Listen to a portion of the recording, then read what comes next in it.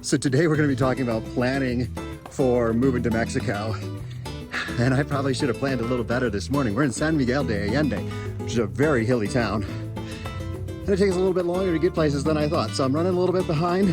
Okay, so I made it inside, Gary. It was very nice with me being a little bit late. It's Mexico. We are talking a plan and looking around at Gary's house and seeing what creating a plan can do for you.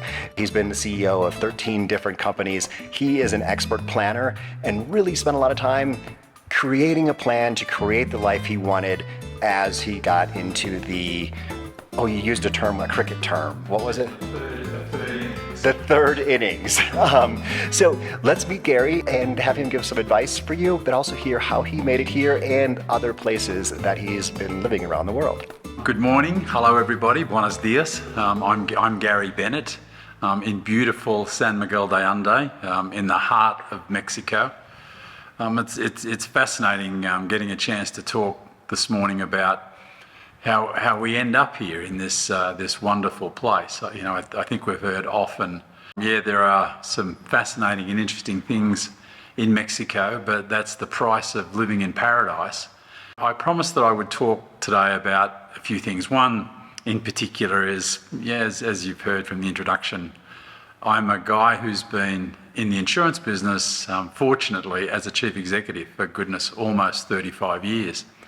And one of the things that I learned along the way was planning, and particularly as I start to think about my longevity and where I'll end up, the sorts of things that I wanted to do in what I call my third innings. Now, third innings is an Australian or a cricketing term that's played in England and South Africa and New Zealand and India, and people get that third innings concept.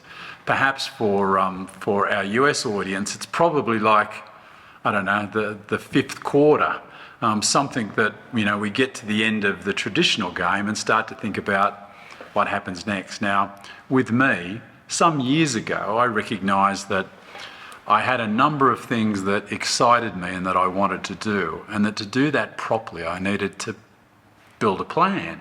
So Gary's going to talk about his plan and how he got to the places that he has gone, but also I'm going to have him, before the end of the video, he is going to give you some great advice as to how you can plan for your journey into your third inning. So I was maybe smart enough or lucky enough to work with a woman who was a corporate coach. And she asked me the question. She said, Gary, you've lived a really interesting life and you've been one of those guys who's volunteered and gone to places that were both exotic and interesting and challenging. She said, there'll come a point where this will all end. What's the plan for the future? Now, this terrific woman, and I'll mention her name because she still works with me now, and I still introduce her to a lot of the young startup CEOs that I work with, a lady called Ann Carr, fantastic person. And Ann and I would sit every Friday while I was still in full-time chief executive employment. I remember I was sitting in an office on Madison Avenue in New York, and every Friday Ann and I would talk and we would build a plan.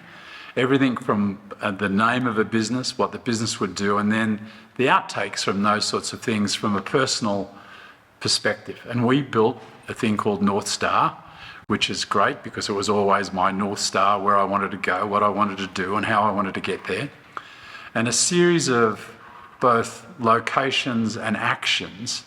And it was linked around the fact that I'd spent most of my life in these interesting locations, everywhere from India to China to Vietnam in the early days, to Hong Kong 3 times, Singapore, Australia, goodness, you know, a wonderful stint in Manhattan, some time in Mexico as a chief executive of one of the largest businesses here.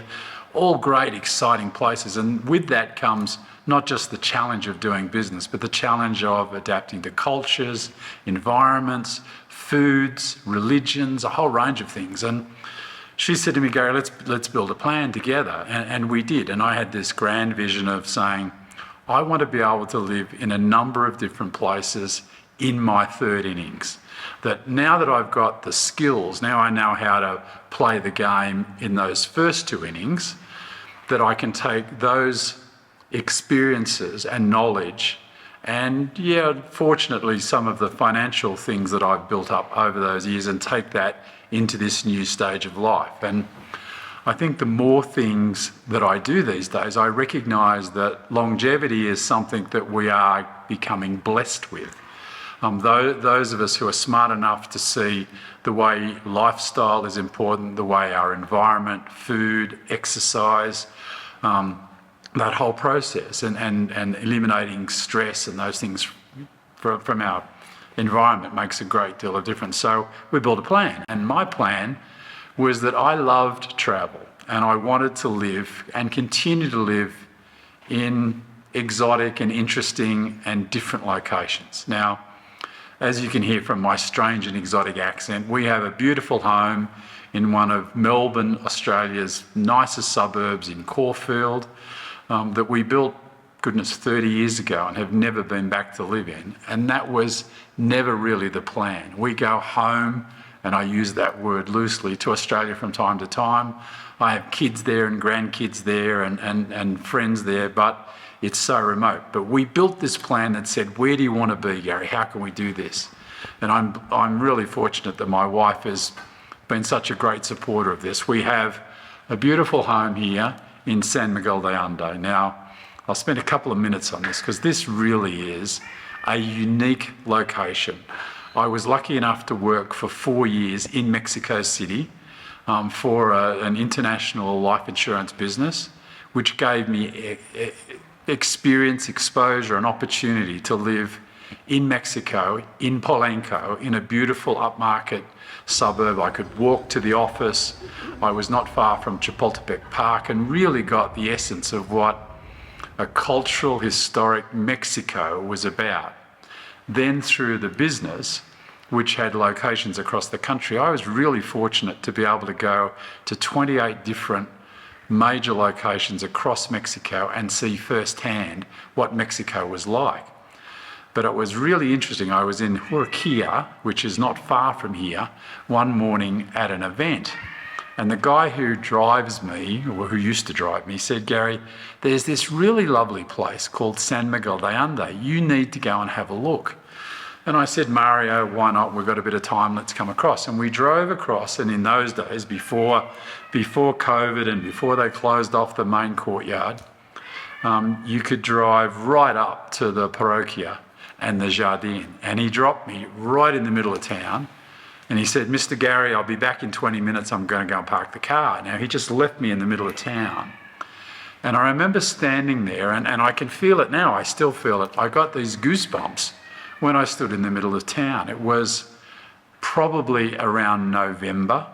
There was not a cloud in the sky. It was a little chilly, cool morning, mountain altitude, really beautiful. And I looked around, and there was this breathtaking. And I've been to lots of places. Goodness, I've been the Taj Mahal 6 times and climbed the Great Wall of China and been to the pyramids. But I remember standing in San Miguel and getting goosebumps and thinking, wow, this is really impressive.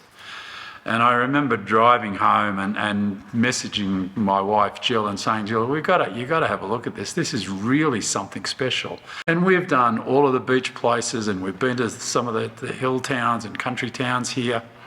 But this was really, it was almost like love at first sight. And I know that's a corny thing to say, but everything seemed to come together. And the more we researched here, and the more we would come back and visit, because it's an easy run up from Mexico City, about 3.5 hours without too much traffic hassles.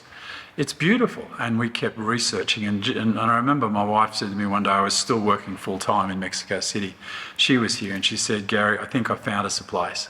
And she found this place, which was a lovely old family home, owned by a doctor and his family of 7 kids from Leon. But my wife's taken this place and turned it into an incredibly impressive base for us. And this is such an amazing house. I'm going to take a break from Gary's journey and just take you around the house. I'm just going to play some nice music in the background because it's just gorgeous, just amazing.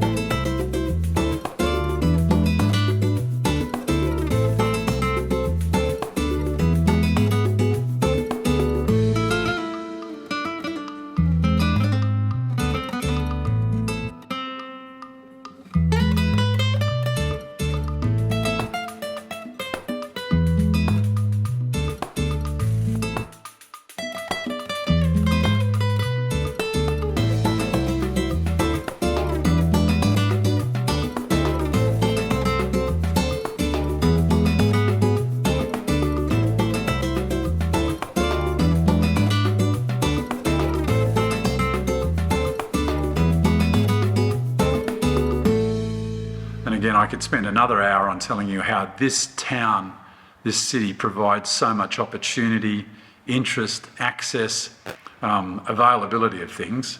But we have this home as a base.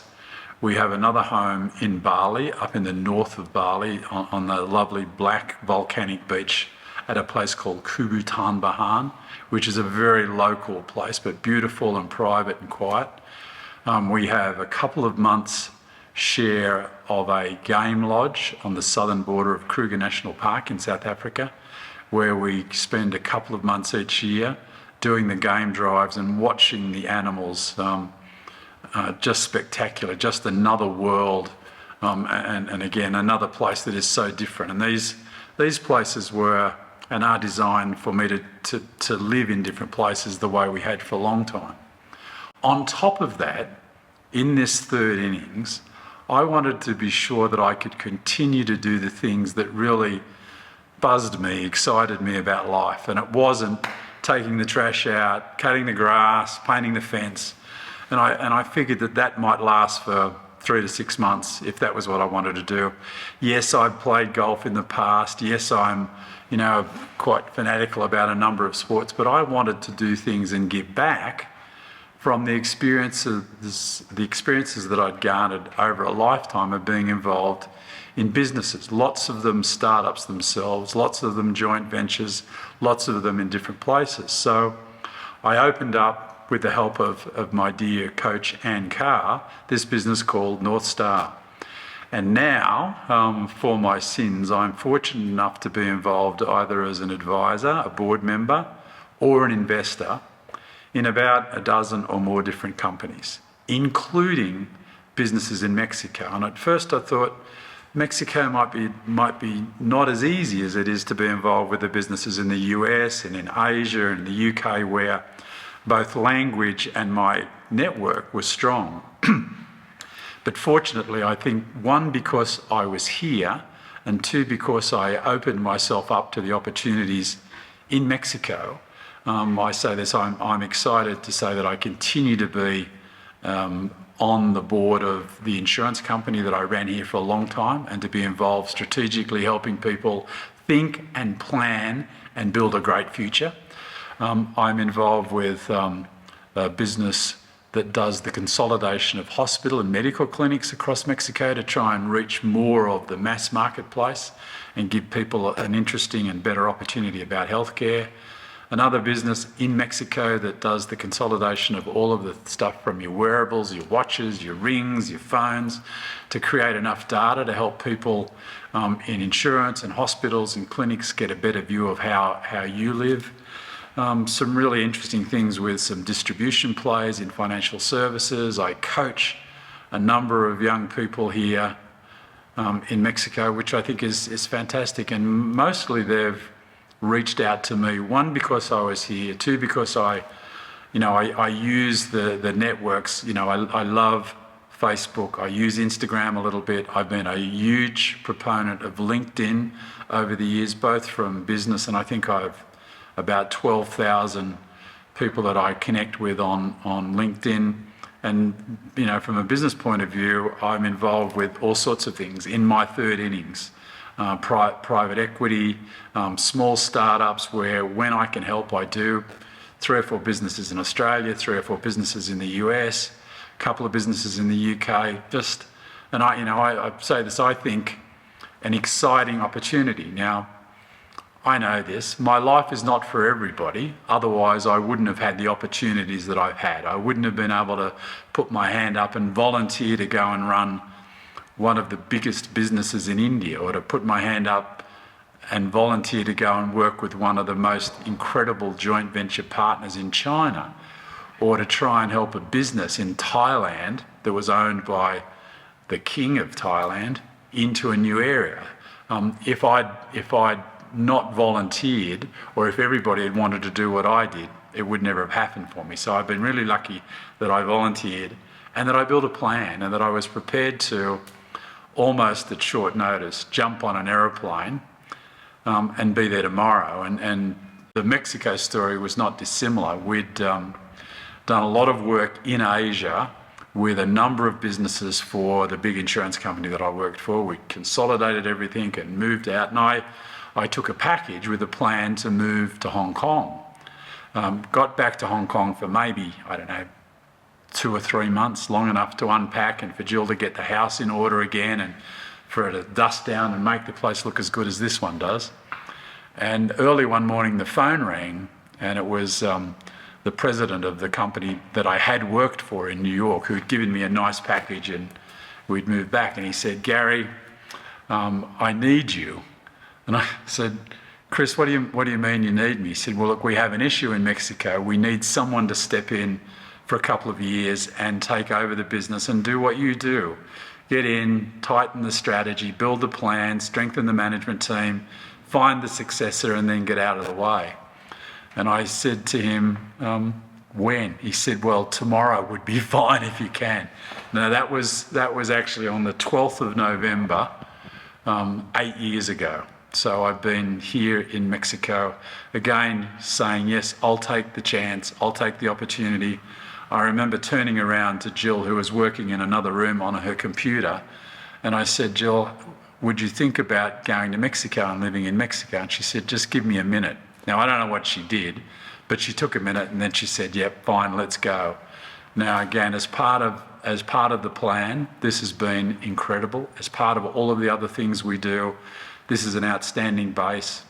I've not found the challenges that many people talk about. I'm sure they're there, but then perhaps because we'd lived an international life for a long time, some of those challenges were a little less difficult than they are for others, but I can wholeheartedly recommend, endorse the love affair that we've had with the life that we live, but particularly now, it's really hard not to believe that a little bit of Mexico runs through our veins. That like most things in life, it's a love affair, and it's been a terrific love affair. Yes, it has its good days and its bad days, but it's a love affair, and so far it's been a terrific part of the plan, and I expect it will continue to be that as we grow and grow and grow with our plan, with our strategy, and with my third innings, or the fifth quarter, as we might call it for those who get those things. It's been fantastic. Advice is always an interesting perspective, because all of us handle things in a different way. But probably the best thing that I can do for anyone is, and again, this worked for me, find someone you can work with who's got some experience. Like if there's an opportunity to work with a coach, which I've done and continue to do and have done for, goodness, the best part of 30 years. Take some time and sit down and plan some things. Now, the interaction between that will help you in some ways clarify where you want to be, when you want to be, and how you want to be. And I think those things are really important.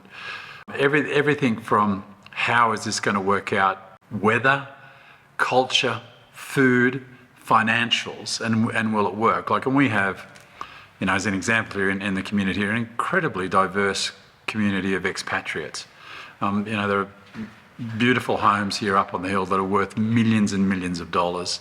And then we've got people who catch the 10 peso local bus. But again, you need to work out how that's going to work for you financially, geographically, culturally. And that means that you need to do a little bit of research. Now, I was lucky enough to say that part of what I wanted to do was based on some experiences that I'd already had, but I wanted a base somewhere near the United States, because I do a lot of work in New York, and I have a passion and a love affair with New York and the theatre, which gives me the opportunity a couple of times a year to go to New York and do Broadway.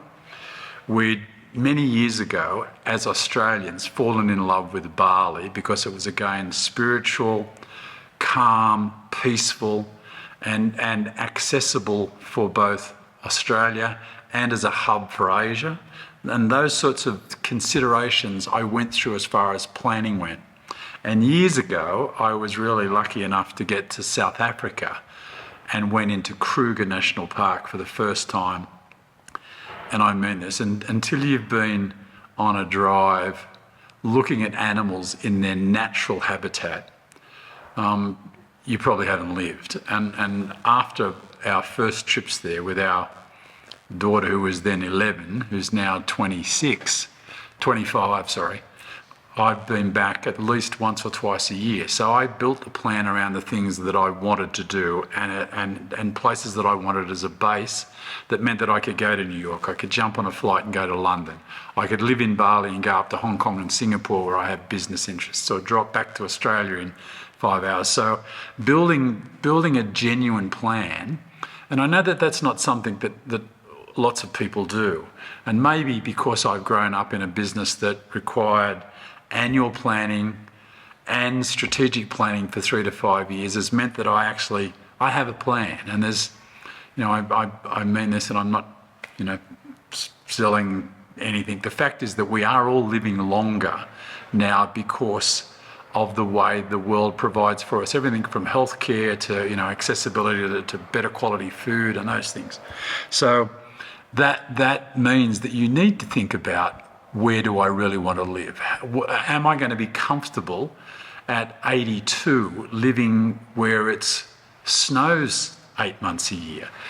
Can I really cope with the humidity of a coastal town in Mexico or in Indonesia or in Florida? Like, those things are part of the considerations that you'll build as a plan. Now, I know I have lots of great US friends who have homes up in the Northeast, and they have homes and apartments down in Florida, and they switch between the two.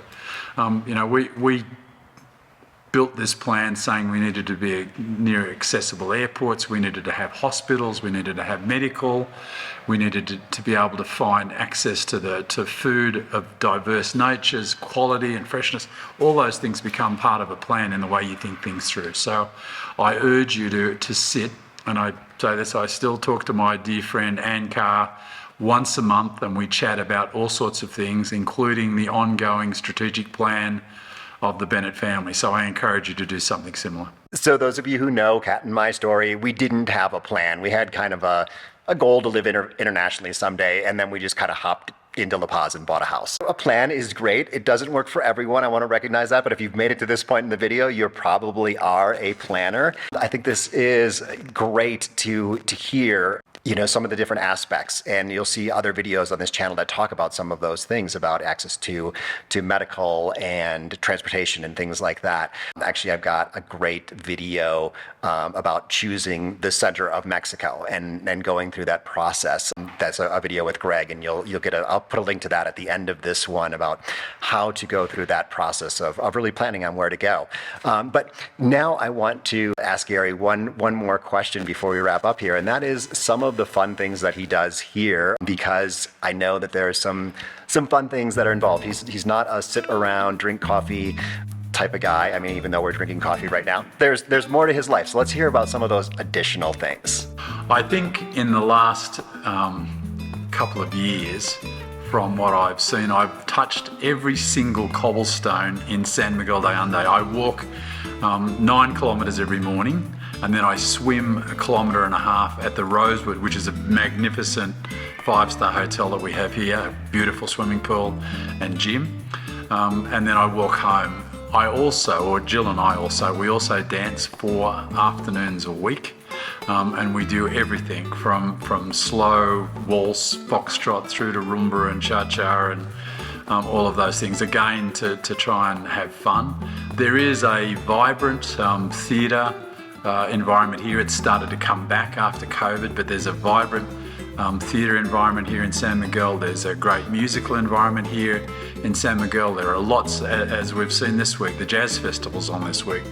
There's another week when the movie festival's on, like the Mexican festivals, and this is one of those countries and one of those cities/towns that has everything that's on, from a religious festival, celebration, ceremony, reason to set off fireworks, set off an explosion, have a party, have a drink, exists in those towns. And we're lucky that from here we can walk to anywhere, and most people that live in San Miguel can walk relatively easily to all of these places.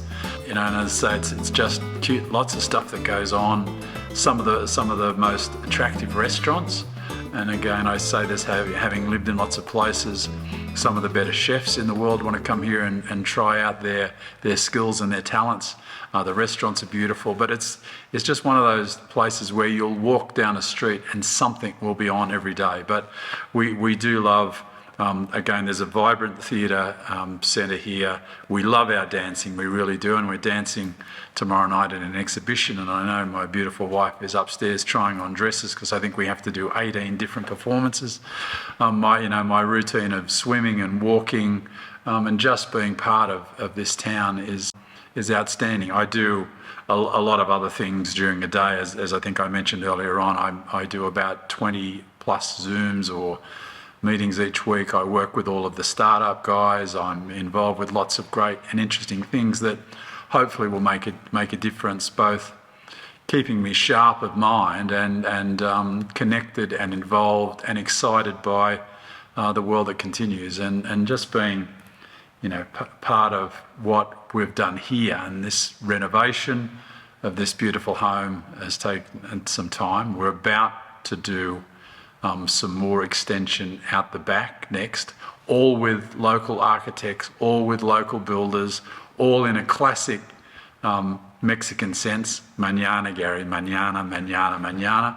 But as I keep saying, that's the price that we pay to live in paradise. To all of you who are thinking about this, all of you who think that this might be part of what you do, I urge you to do a couple of things.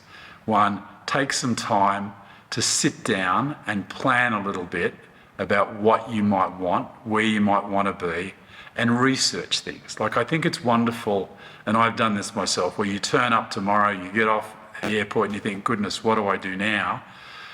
Take a bit of time. We live in an incredibly advanced age of technology where you can find information about so many things.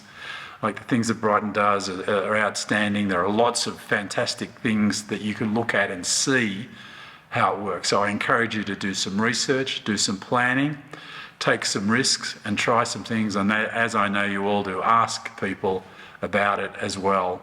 Our experiences are all mixed and are all different, but as I say, so far, and I know that in the tremendous place where we live at the moment as our base, you'll find some unique experiences, and hopefully it might fit for you. So are you ready to make your plan? If you're interested in working with a coach, actually my business, when I'm not doing YouTube videos, I work with coaches. So there'll be a link down below to the International Coaching Federation. There's a great way you can find a well-qualified coach. Also, there'll be a link to Gary's coach too. And up here, you'll find Greg's video where he talks about planning out kind of, I think it's like the 5 C's of planning where to live in Mexico. So check out that video next, and hasta luego.